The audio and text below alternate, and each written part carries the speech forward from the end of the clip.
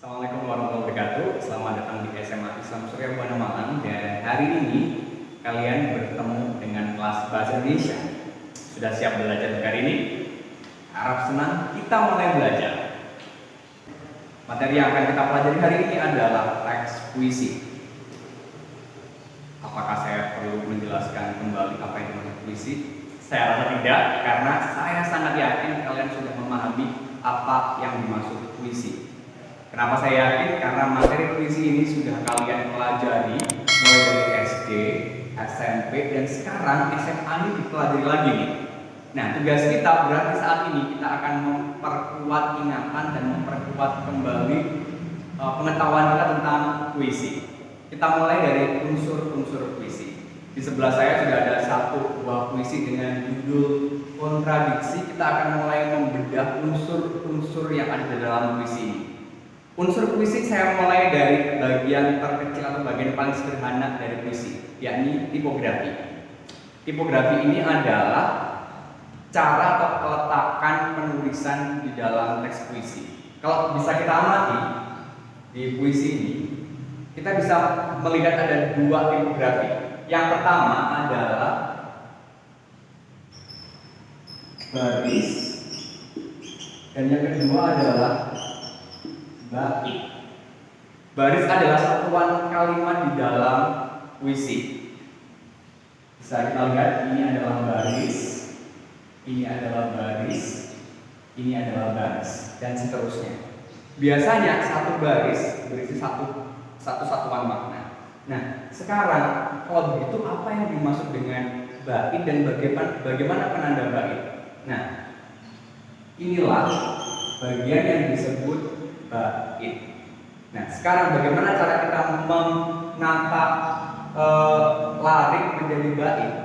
Ini yang perlu kalian pahami, bahwa menata bait dan menata larik pada bait tidak semudah atau tidak asal. Mengapa tidak asal? Coba kita lihat. Kalau kalian bisa membaca puisi ini, ya, bisa saya bacakan ya. Saya bantu membaca. Dingin mulai berlari pergi, burung riuh menertawai langit, matahari menyapa ramah dari balik bukit, lekat bau rumput basah seperti atsiri.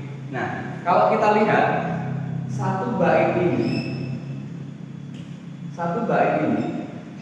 secara utuh mendeskripsikan tentang suasana pagi di desa.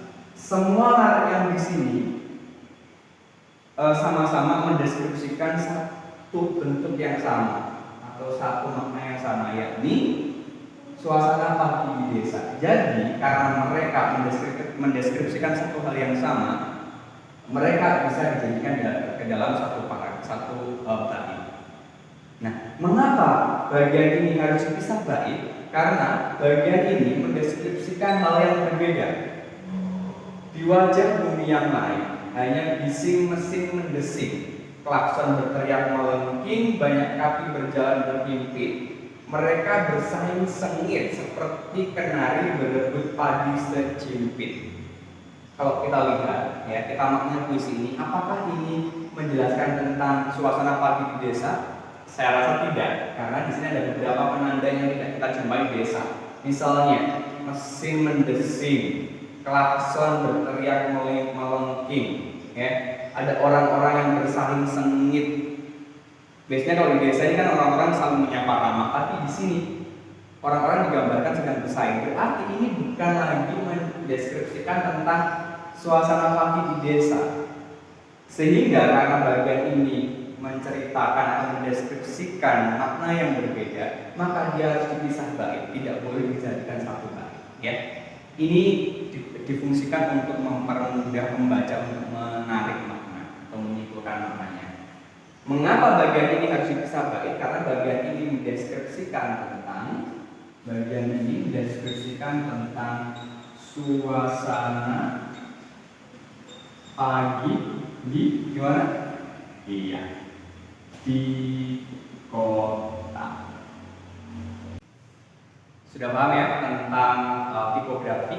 Kalau sudah paham kita akan berlanjut ke unsur puisi yang kedua, yakni sajak. Ya.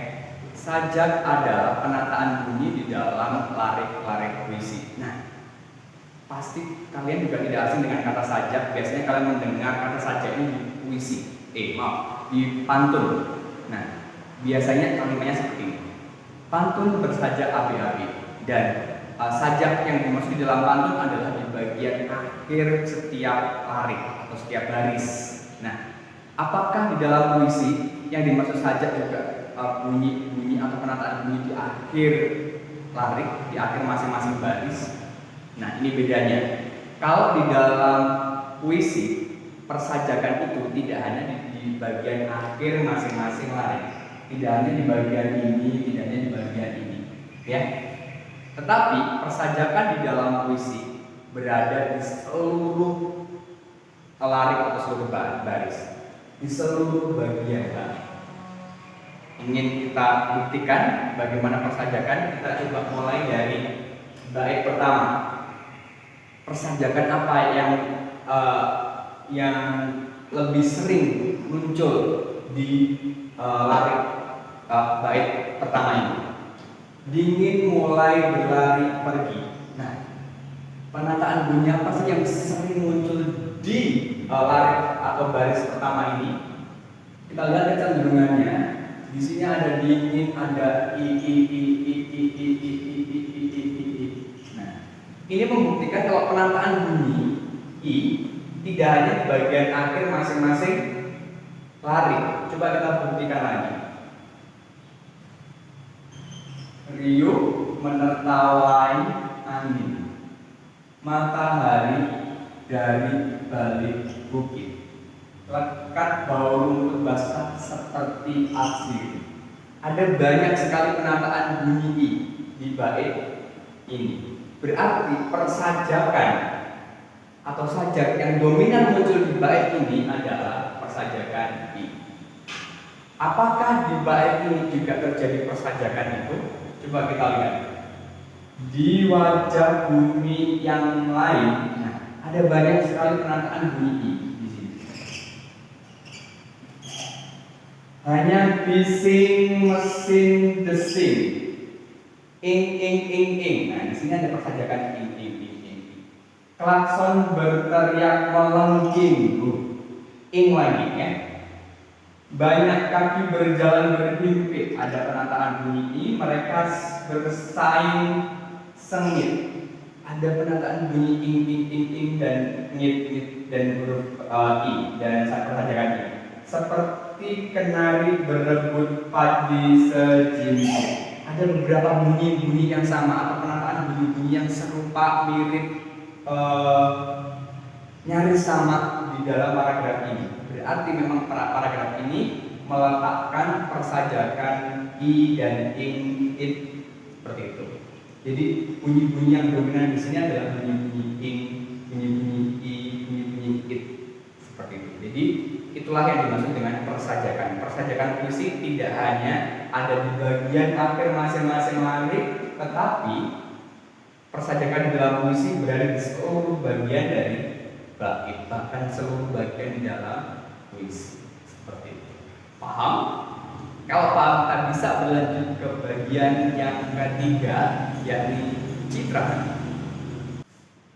Kita akan beralih ke unsur ketiga dari puisi, yakni citraan.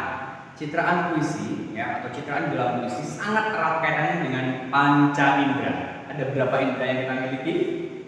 Iya, karena panca hasil 5. Ya, ada 5 indera yang kita miliki. Pertama adalah indera penglihatan, apalagi? Iya, penciuman. Selanjutnya, good, pendengaran, peraba, dan yang terakhir adalah pengecap. Nah, yang dimaksud citraan ini adalah penginderaan di dalam larik puisi. Maksudnya adalah, ya, kalau kita baca larik ini, indera apa yang aktif, indera apa yang terlibat di dalam larik ini. Misalnya, dingin mulai berlari pergi. ada penanda kata dingin. Bagaimana dingin bisa diketahui kalau dia di raba? Berarti di larik pertama ini, citraan di larik pertama ini adalah citraan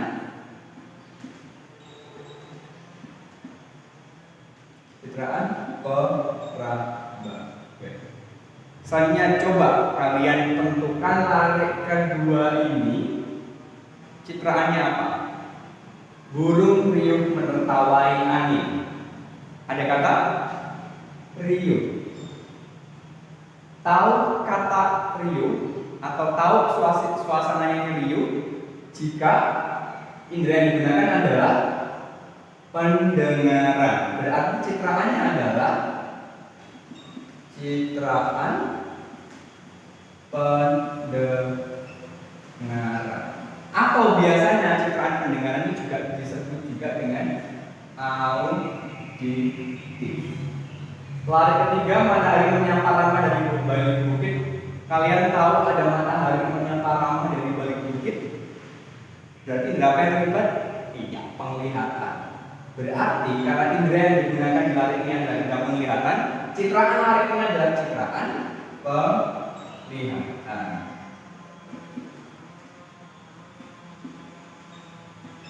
Citraan penglihatan juga disebut juga dengan visual. Nah, kalau larik ini lekat bau rumput basah seperti arsiri, citraannya adalah citraan citraan penciuman. Tuh, ya. Silahkan kalian aplikasikan di bait puisi ini. Silahkan tentukan sendiri sambil berlatih citraan apa yang muncul di masing-masing larik pada bait kedua puisi ini. Oke, ini bagian pertama dari pembelajaran puisi. Ya, kita sudah belajar tentang unsur puisi, yaitu tipografi, sajak, dan citraan. Selanjutnya kita akan belajar lebih lanjut tentang unsur kebahasaan atau ciri-ciri bahasa yang dominan yang sangat kuat dalam puisi pada pertemuan kedua. Selamat belajar dan terus belajar. Jangan lupa berdoa biar tersehat semuanya. Oke, sampai ketemu di bagian kedua. Assalamualaikum.